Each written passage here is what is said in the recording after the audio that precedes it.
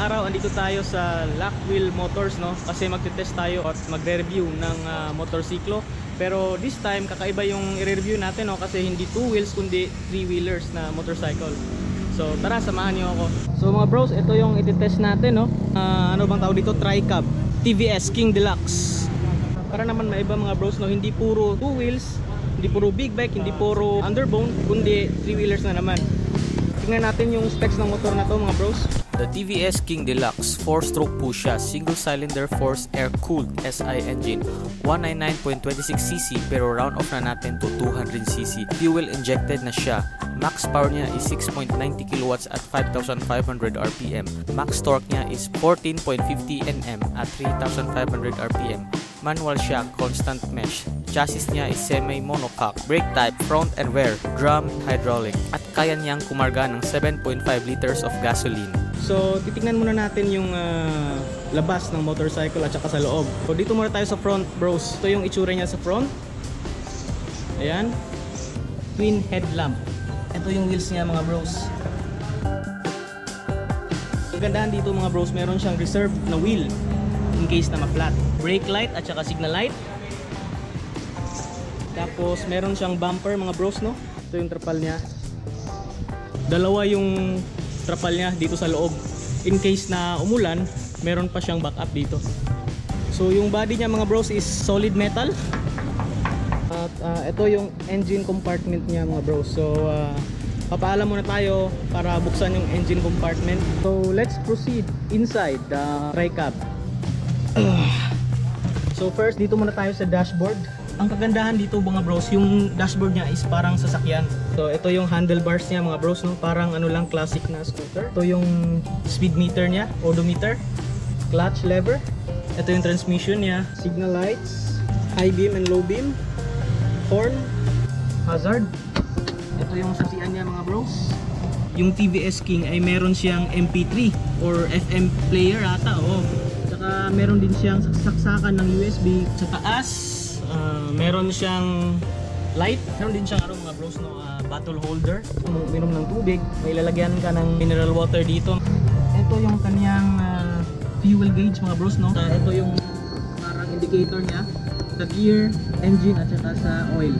This is the ignition or start button, and this is for wiper. Start off. Tapos dito sa baba, ito yung brake niya. Wala siyang brake dito. This one is the handbrake. So if nag-drive ka ng van, say mechanics ng handbrake ng van, just pull it and then press this one and then put it down. Ito yung ano niya, crank niya to.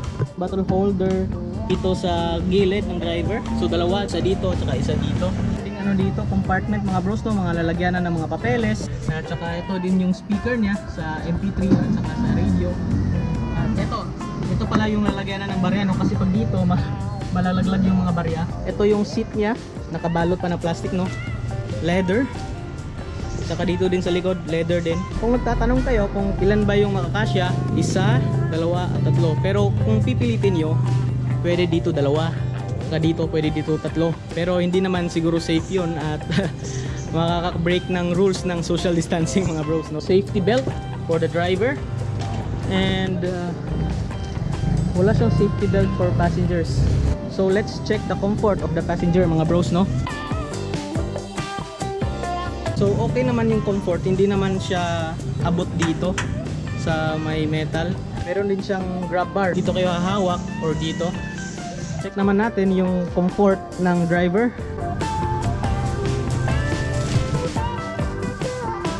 Okay din naman, hindi naman abot yung tuhod natin sa dashboard. Steer ng ng manubela, hindi naman abot sa tuhod ko. So I'm looking for the side mirrors mga bros, no, pero hindi pa ata ito na-installan. So punta tayo dun sa kabilang unit para tingnan yung side mirror niya. Okay mga bros, so ito yung side mirror niya mga bros, no. Adjustable po siya. Kabilaan po silang side mirror. Meron din siyang luggage space mga bros, no. Kung may mga bag kayo, pwede nyo dito ilagay. Normal size na maleta, makakasya dito mga dalawa siguro. Ayun, so spacious. So ito yung mga bars that supports the trapal mga bros. Ito. So I think pwede itong matanggal. Ayun, may makikita kayo mga screws dito.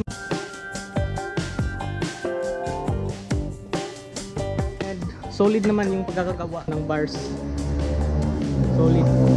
I think that's it for the inside and outside of the motorcycle. So yung lock wheel mga bros, may ipapatest sila sa amin ng dalawang unit.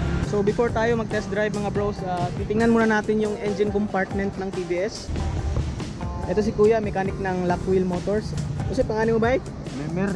Lemer? Lemer pala. Siya yung mechanic dito sa Lock Wheel Motors. Dire ta moable para magtubil sa oil. Yang drain plug niya na diri sa ilom. Ilom? Na diri kani. Kani siya nya mo ni ang filter, engine filter, air cool dire. Kani mga sensor yang FI kani sensor yang FI. Kani mo ni dire ang computer box, yang air cleaner, fuel tank. Okay. Kani siya boss, ug maghinlo kani sa susunod makina, okay bason or Trapo lang sa trapo kay dili na siya puro hindi babasa. Okay na yung mga wires, no? Kay sensitive mga aning sensor, electronics. Okay mga bro, so ito yung itetest natin na unit, yung color white na TVS. Tuturuan ko kayo paano i-turn on yung motorcycle na to. First things first, yung keys. Ayan, yan yung indicator na nag-on na. Press this. Ayun. Saka sa cambio mechanics, iba yung cambio niya, parang cambio ng Vespa. Squeeze the clutch lever. Pag nag-change gear, just ganito yung gawin nyo. Same lang ng Vespa. Sahay na siya okay magdagan. Sample ng kanyang MP3 player. I-rev muna natin.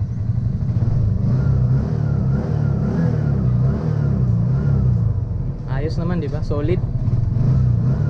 Yung motor na to is pwede i-reverse. Kailangan naman na itulak mo, ang bigat naman, di ba? So ito yung reverse niya, oh. Clutch tapos reverse. Try natin.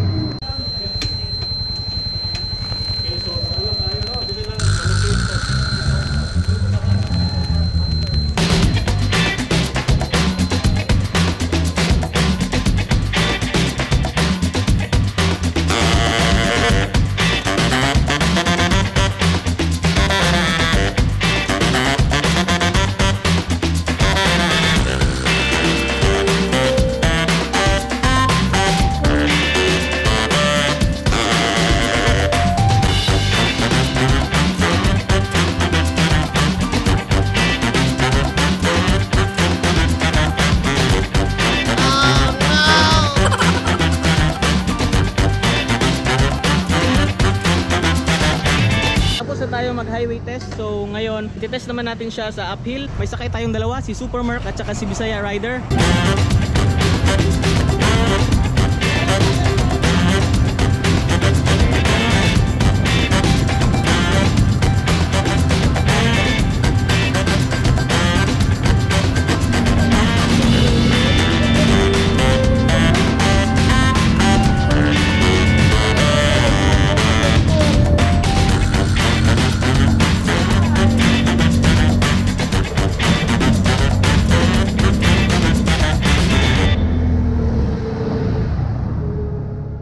So ngayon, magte-test tayo ng U-turn, no? Kung kuha niya ba yung 2-lane wide road pag nag-U-turn siya.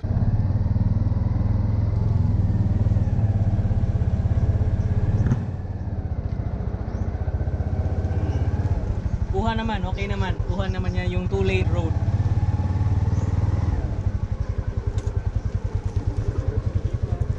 Okay. Rider. So ngayon, magte-test na naman tayo sa brake test, sa foot brake.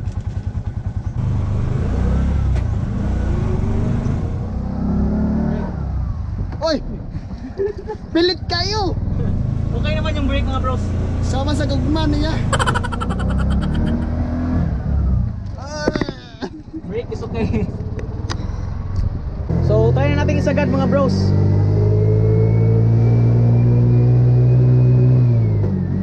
Ayun, yun yung ano na, yung limiter niya. Ito yung handling niya, oh. Mafi-feel mo talaga yung force mga bros. Hindi siya katulad ng two wheels na may mga leaning dito, ano talaga may force. Alright, we're back here at Lock Wheel Motors.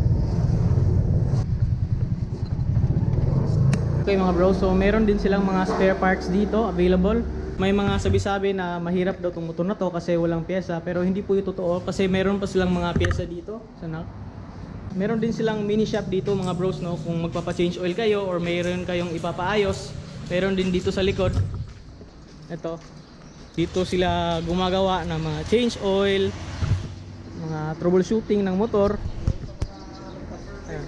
Kani sir, ni offer po mo diri og installment sir, no? Oo, na may mga installment is na amo ang minimum mga down payment is 21,000. Tapos naabot tayo monthly 4,700 for 4 years. So mao ni siya ang ilang requirements mga bros, no?